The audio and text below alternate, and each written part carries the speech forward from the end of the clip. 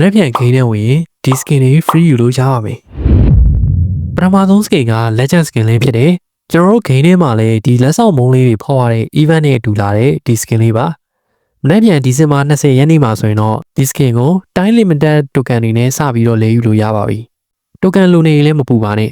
မနေ့ပြန်လောရင်ဝင်တာနဲ့ကို time limited token 1000ထပ်ပြီးတော့ရအောင်ပါပါဆိုတော့ဒီ skin ကိုတိုင်းယူလိုက်အောင်ပါပဲ effect တွေကလည်း legend skin ဆိုတဲ့အတိုင်းပဲဘာမှထူပြီးတော့ပြောနေစရာမလိုပါဘူးသူမလိုပဲဘဲချိန်ကြီးကြီးလာပြီးသားပါဟုတ်ပြီနောက်တစ် skin တစ်ခုကတော့ Law of the Mystery Color skin တစ်ခုဖြစ်တဲ့ရှီရဲ့ဒီ skin လေးပါကျွန်တော်တို့ on-off game ရဲ့ထုံးစံအတိုင်းပဲ free skin ဆိုပေမဲ့တော်တော်ကြီးကိုလာတာပါ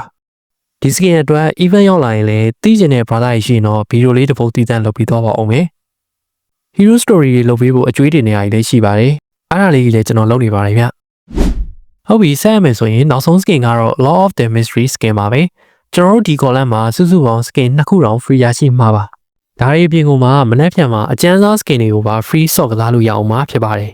ဆိုတော့မနေ့ပြန်မှာဂိမ်းထဲဝင်ပြီးကျွန်တော်ပြောခဲ့တာတွေကိုယူဖို့မမေ့ပါနဲ့ဒါလေးကိုလာပြီးတော့သတိပေးတာပါဆိုတော့ကျွန်တော်တို့ဇန်ပါဗျနောက်ဗီဒီယိုလေးမှာပြန်တွေ့အောင်